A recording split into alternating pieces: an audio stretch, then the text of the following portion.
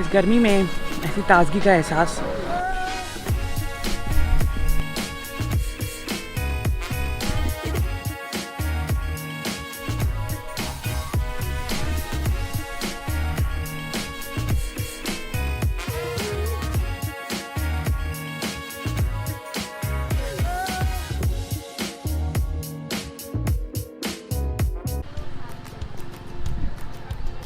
तारीख है आज 12 अक्टूबर और मैं पहुंच गया हूँ बॉम्बे या फिर मुंबई, काफ़ी सारे नाम हैं। मैं यहाँ पहुँचा 3 दिन पहले काम के सिलसिले में, अगेन एग्जैक्टली मेरे कलकत्ता के ट्रिप की तरह। और खैर कलकत्ता घूमने का मुझे ज़्यादा वक्त नहीं मिला, मैं सिर्फ 2 ही दिन रह पाया वहाँ पे और बहुत बिजी था। मगर बॉम्बे में मेरे पास करीब 8-10 दिन है और मैं पहुँच गया यहाँ पे संजय गांधी नेशनल पार्क। ये बोरीवली के पास है और मेरे यहाँ आने का जो बेसिक मकसद है वो है कन्हेरी केव्स, जो बहुत पुरानी है, हज़ारों साल पुरानी केव्स है, बिल्कुल एलिफेंटा केव्स की तरह, जहाँ पे मैं पिछली बार गया था। ये टिकट है करीब 60 रुपये की, 58, जो मुझे अंदर जाने देगा। पार्क की टाइमिंग सुबह 4 बजे से लेके शाम के करीब 7-8 बजे तक आप घूम सकते हैं। पीछे कहा गया था कि यहाँ पे साइकिल जो है वो भी रेंट पे मिल जाता है, तो मुझे साइकिल भी रेंट पे लेना है।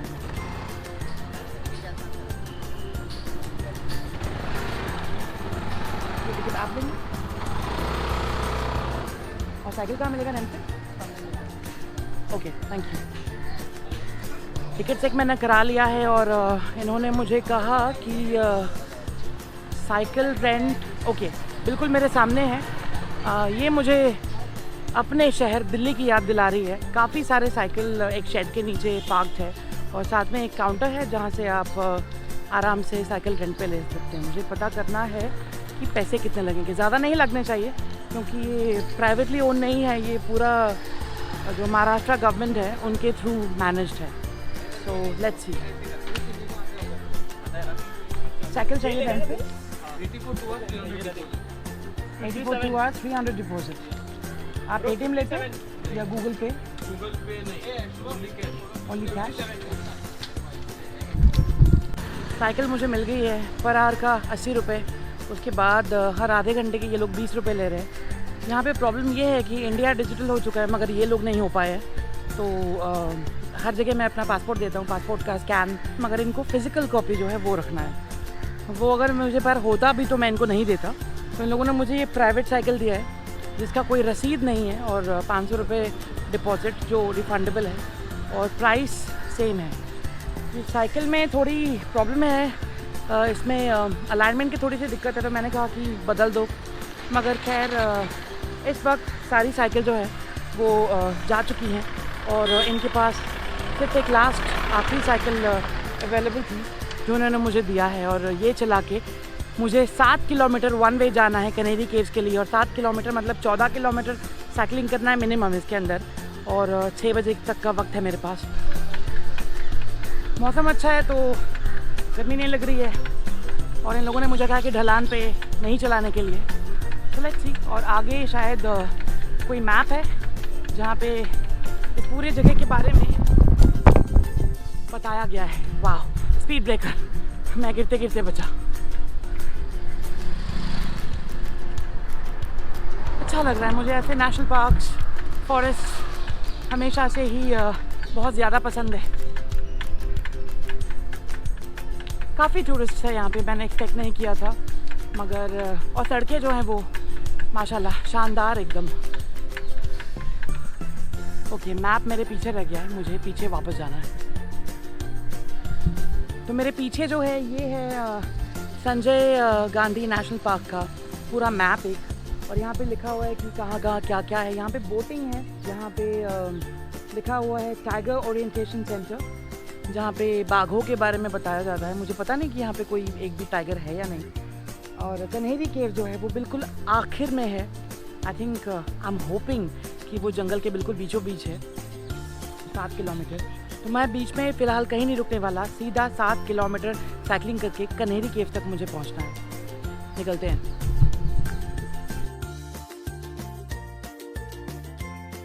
गर्मी काफ़ी है जैसे कि मैंने कहा, और काफ़ी देर से साइकिल चलाते हुए मैं अंदर आ गया, काफ़ी अंदर। बहुत खूबसूरत नज़ारा है और मैं थक गया। तो एंड में ये जो मोहतरमा है यहाँ पे नींबू पानी बेच रही है, पास में इनका घर है। तो मैंने कहा कि एक गिलास नींबू पानी पिलाइए।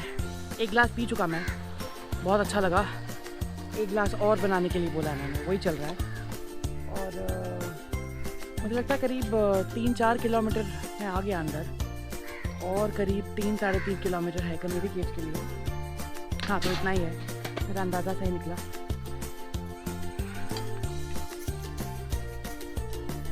हमारे नॉर्थ में जो गर्मी है वो ऑब्वियसली सूखी है, और यहाँ पे ह्यूमिडिटी बहुत ज़्यादा है। ये नींबू पानी मेरा तैयार हो चुका, मैं पीता हूँ इसे।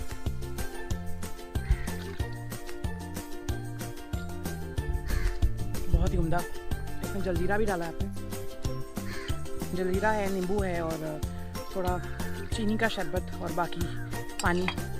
मैं कभी नहीं पीता, मगर यहाँ पे मुझे बहुत ज़रूरत थी इसकी, इससे एनर्जी भी बनी रहती है। इस गर्मी में ऐसी ताजगी का एहसास। दोनों तरफ सिर्फ घने जंगल है, और ये जो पीछे मोहतरमा जो मुझे पिला रही है नींबू पानी, उनसे मैंने पूछा कि यहाँ पे शेर है, तो उन्होंने कहा शेर नहीं है, मगर काफ़ी चीते हैं। तो अगर मुझे कुछ दिख गया तो बड़ी अच्छी किस्मत होगी मेरी, मगर डाउट है, बहुत डाउटफुल है, क्योंकि टूरिस्ट बहुत ज़्यादा है यहाँ पे। और एक चीज़, पिछले 3 दिन से जो मैं बॉम्बे की खचर पचर के बीच में, ऑब्वियसली दिल्ली भी बिल्कुल वैसा ही है, मगर बॉम्बे में बहुत ज़्यादा खचर पचर है। वो हम श्योर जो बॉम्बे वाले वीडियो को देख रहे होंगे वो मेरी बात से पूरी तरह से सहमत होंगे। ये जो जगह है ये बॉम्बे के बिल्कुल साथ में सटा हुआ है, बोरीवली एरिया है, मगर बिल्कुल विश्वास नहीं हो रहा है कि शहर से इतना पास, और शायद इसके चारों तरफ भी शहर है, बीचों बीच ये जंगल है, एटलीस्ट मैप तो वही कहता है। इतना शांत, इतना सन्नाटा और इतना सुकून से भरा हुआ कोई जगह हो सकता है। आई थिंक बॉम्बे वालों को इस जगह को और अच्छी तरह से कंजर्व करना चाहिए, और यहाँ पे और पॉपुलर करना चाहिए इस जगह को, रिक्रिएशनल एक्टिविटीज़ करनी चाहिए। हमारे दिल्ली में ऐसी कोई जगह है नहीं, अगर होता तो हम श्योर हफ्ते में मैं एक चक्कर तो ज़रूर लगाता। फ़िलहाल मैं ये नींबू पानी ख़त्म करता हूँ, और मुझे आगे भी जाना है, और मुझे पता नहीं कि आगे एग्जैक्टली कनेरी केव्स या सीढ़ियाँ चढ़ के या ट्रैक करके कैसे जाना है, वो तो आगे जाके ही पता लगेगा। तो लेट्स सी। ये मुझे काफ़ी बता रही थी इस जंगल के बारे में। क्या नाम क्या आपका? भावना। और यहाँ कितने दिन से आप? 4 साल हो गए शादी के बाद। हाँ। और पहले कहाँ पे दिया? दहीसर।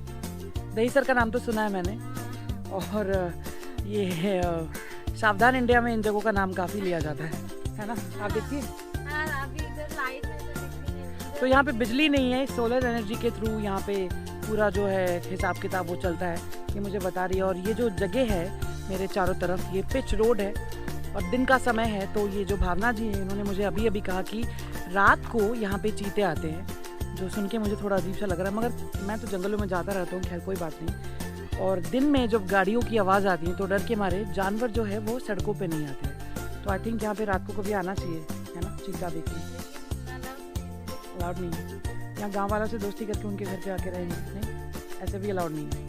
वो देखेंगे तो बिल्कुल हटा देंगे आपको। चलिए, ये तो नहीं हो सकता, कुछ और देखना पड़ेगा कि कैसे होता है। मैं अंदर आ चुका हूँ कनेरी केव्स का जो कॉम्प्लेक्स है उसके अंदर। मेरे पीछे है कनेरी केव्स, सीढ़ियाँ हैं ऊपर की तरफ जाते हुए। मैं भी जाऊँगा थोड़ी देर में, मगर मुझे टॉयलेट जाना था। ये मैं बहुत थक चुका था, गर्मी काफ़ी है, अभी हवा चल रही है ऊपर आके, ये काफ़ी हाइट पे है। मेरे सामने बॉम्बे का स्काईलाइन दिख रहा है और घना जंगल। कनेरी केव्स के लिए एक अलग टिकट की व्यवस्था है, 25 रुपये की टिकट आती है। और साइकिल जो है वो मैंने नीचे मैं एक जगह और रुका था बीच में, वहाँ भी नींबू पानी पिया था, और वहाँ मैंने अपना जो साइकिल है वो छोड़ दिया, क्योंकि उन्होंने कहा कि लास्ट के जो 1-1.5 किलोमीटर है वो बहुत ज़्यादा ढलान पे है, स्लोप बहुत ज़्यादा है, तो साइकिल तो वैसे भी चला नहीं सकते वहाँ पे, तो बेस्ट है कि आप यहीं छोड़ जाए। मैंने बड़ी अक्लमंदी की काम की, क्योंकि साइकिल को हाथ में लेके बाकी सब लोग जो हैं वो आ रहे थे। ये है जिस जगह की मैं बात कर रहा था, व्यू पॉइंट। तो फ़िलहाल यहाँ पे एक कैंटीन है जहाँ पे वड़ा पाव मिसल पाव वगैरह मिलता है। मुझे भूख बहुत ज़्यादा लगी क्योंकि मैंने करीब 9:30 बजे ब्रेकफास्ट किया था और उसके बाद अभी तक मेरे पेट में कुछ गया नहीं है। मैं यहीं पे वड़ा पाव खाऊँगा एक।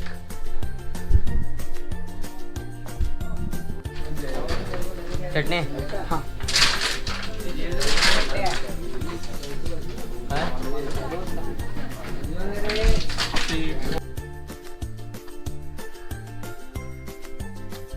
यहाँ जब मैं टिकट ले रहा था तो एक बड़ा सा डिस्क्रिप्शन बोर्ड लगा हुआ था और वहाँ पे इसकी पूरी हिस्ट्री जो है वो लिखी हुई थी, मगर मैंने एक्सपेक्ट किया था कि ज़्यादा डिटेल में कुछ लिखा होगा, मगर ऊपर से लिख के छोड़ दिया। आर्कियोलॉजिकल सर्वे ऑफ इंडिया का बोर्ड था वो। तो ये पूरा कन्हेरी केव जो है ये 1st सेंचुरी BC से लेके 11th सेंचुरी तक बनाया गया था। कौन सी गुफा कौन से सेंचुरी में बनाया गया है इसका कोई डिटेल्ड लिखित हिस्ट्री नहीं है, मगर बौद्ध पीरियड का जो स्थापत्य कला है उसका एक बहुत इम्पोर्टेंट पीरियड ये रहा है और तभी इस पूरे कन्हेरी केव को बनाया गया था। काफ़ी लोगों ने जो बौद्ध भिक्षु थे उन लोगों ने बनवाया और कोई बिज़नेस जो लोग करते थे व्यापारी उन लोगों ने भी कुछ बनवाए। तो काफ़ी ग्रुप्स ऑफ पीपल, ऐसे कोई अकेले ने नहीं बनाए, ये वहाँ पे लिखा हुआ था। नीचे डिस्क्रिप्शन बोर्ड के अनुसार कुछ गुफाएं हैं जो बहुत इम्पोर्टेंट है। उसमें से सबसे इम्पोर्टेंट एक जो है वो है नंबर 1, क्योंकि ये अभी भी बिल्कुल वैसा ही है जैसे बनाया गया था और चबूतरा है, उसके बाद पिलर्स है, उसके बाद एक बरामदा है और उसके बाद सीढ़ियाँ चढ़ के अंदर की गुफा है। ये काफ़ी हद तक अजंता इलोरा के टाइप की गुफा है और इवन एलिफेंटा केव्स के साथ इसका बहुत सामंजस्य है। इसके अलावा यहाँ पे कहा जाता है कि मैंने देखे नहीं, आगे जाके देखूँगा, अजंता इलोरा में जो पेंटिंग्स बुद्धिस्ट पीरियड की हैं यहाँ पे भी वैसे कुछ पेंटिंग्स हैं। चलिए देखते हैं। ये है गुफा के अंदर। जहाँ तक मुझे लगता है यहाँ पे शायद बौद्ध भिक्षु और बौद्ध साधु जो थे वो मेडिटेशन करते होंगे यहाँ पे। पत्थरों को काट काट के ये केव जो है ये बनाए गए हैं।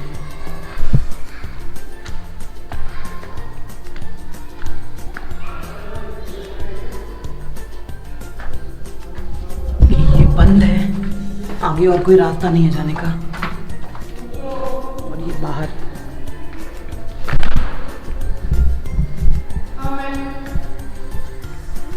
पहली गुफा के बाद मैं आगे जा रहा हूँ और यहाँ पे शायद सारी गुफाएं मैं ना देख पाऊँ क्योंकि जो डिस्क्रिप्शन नीचे लिखा हुआ था उसके अनुसार यहाँ पे करीब 110 गुफाएं हैं, जो एक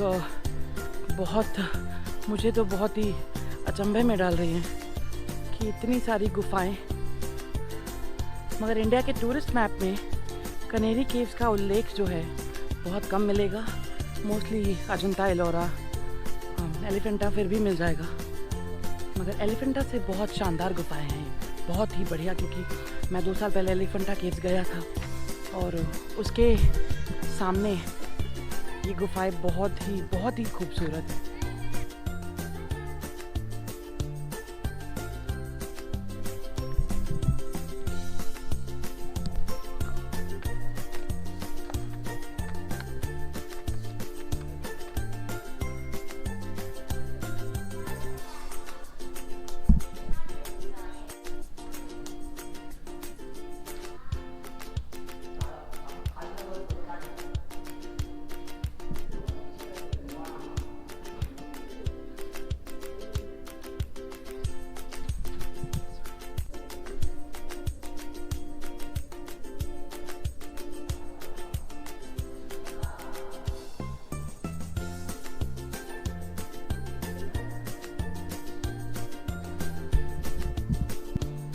मुझे बिल्कुल भी उम्मीद नहीं थी कि इतनी ज़्यादा खूबसूरत होगी ये गुफाएं।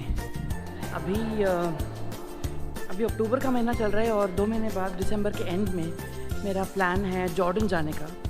और इस गुफा में ये जो मेरे पीछे है, यहाँ जब मैं घुस रहा था अभी थोड़ी देर पहले, मुझे बिल्कुल लगा कि जॉर्डन में पेट्रा की जो टेम्पल्स हैं मैं वहाँ आ गया, बिल्कुल वैसा, क्योंकि मैंने बहुत वीडियोस देखे हैं। अब तो जॉर्डन जाके ही पता लगेगा कि पेट्रा का टेम्पल कैसा है, मगर आई एम श्योर हमारे इंडिया में उससे भी ज़्यादा खूबसूरत चीज़ें हैं जो मैं अभी फ़िलहाल देख रहा हूँ।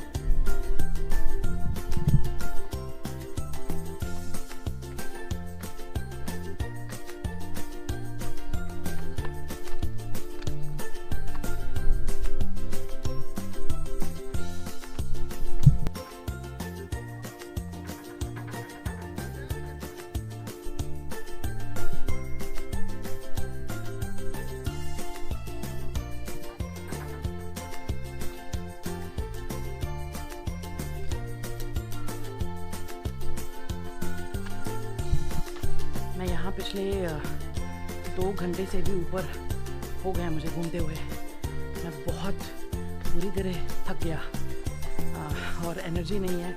शरीर ने तो मना कर दिया, मगर मेरा मन जो है वो कह रहा है कि थोड़ा सा और, मगर थोड़ा और नहीं, आई थिंक बहुत और होने वाला है, क्योंकि ये कनेरी केव जो है ये बहुत ज़्यादा एक बड़े लोकेशन में फैला हुआ है।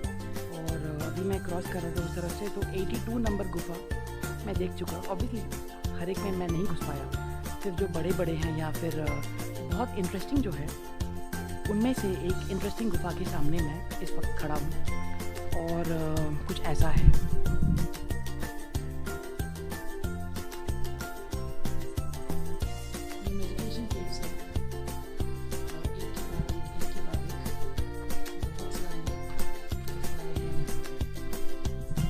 ये जो डिज़ाइन है गुफा की और ये जो मेडिटेशन केव्स जो बनाई गई हैं, ये मेरे लिए पहली बार नहीं है। मैं पिछले साल स्पीति गया था और वहाँ धनकर मोनास्ट्री के पास भी मैंने पहाड़ों में खुदाई किए हुए ऐसे काफ़ी मेडिटेशन केव्स देखे थे।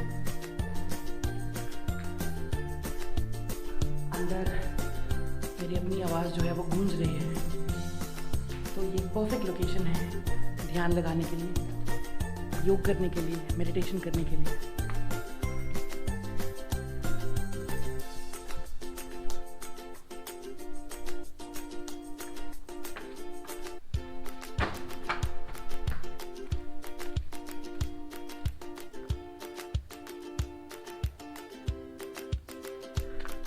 तो आखिर में मेरे पीछे जो है, मैं थोड़ी देर गया था इनफैक्ट, मगर उसके बाद जाना मुझे सही नहीं लगा, क्योंकि मिट्टी जो है वो नीचे दब रही थी और काफ़ी पानी है, पानी नीचे से आ रहा है पत्थरों के नीचे से। यहाँ पे जो है ये गुफाएं जो कनेरी केव्स है वो ख़त्म हो गई है, आगे और कोई केव नहीं है। इसके पीछे पूरा रिजर्व फॉरेस्ट, संरक्षित वन जिसे कहते हैं वो है। यहाँ पे हवा बिल्कुल नहीं चल रही है, तो बहुत ज़्यादा गर्मी लग रही है, मैं बहुत थक चुका हूँ। पानी भी ख़त्म होने को आ रहा है। ये जो रास्ता है ये उस पार जा रहा है, उस पार भी जो गुफा मैं देख के आ चुका था वो है। अब मैं यहाँ से जाऊँगा। मुझे नहीं पता कि ये एग्जैक्टली वो रास्ता मिलेगा नहीं मिलेगा, मगर एटलीस्ट एक ट्राई मारते हैं। ये जो पैर रखने की जगह है वो ज़्यादा नहीं है।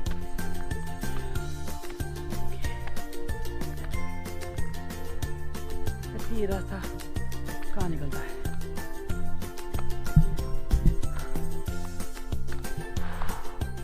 पानी भी जो है वो मैं बचा बचा के पी रहा हूँ, ताकि एकदम से अगर पानी की ज़रूरत पड़े तो मेरे पास हो पानी। अच्छा ठीक है, चलिए अच्छी बात है। ये भी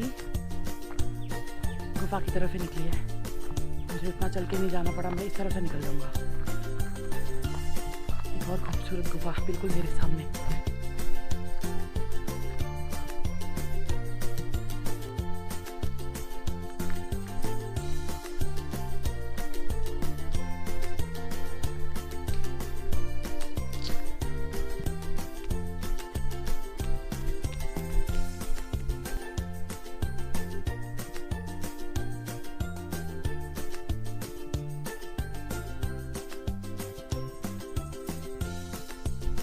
आखिरकार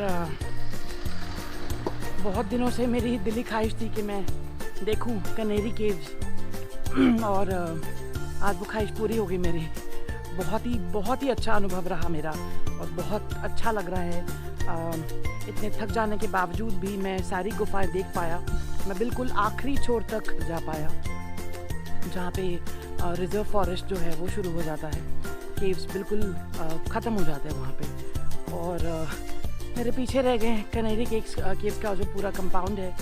और अब मैं फ़िलहाल चलते हुए जा रहा हूँ जहाँ मैंने अपनी साइकिल रखी थी, जो नींबू पानी वाली मोहतरमा थी। और फिर से दोबारा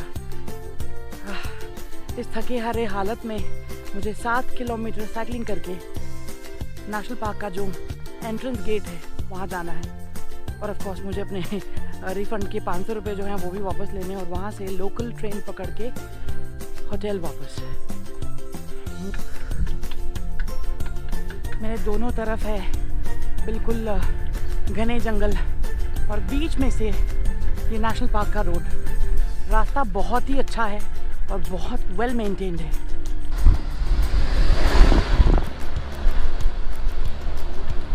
ये जो मेरे पीछे ये भाई साहब चलते हुए आ रहे हैं, इनके साथ अभी मेरी कुछ कहानी हुई। यूँ हुआ कि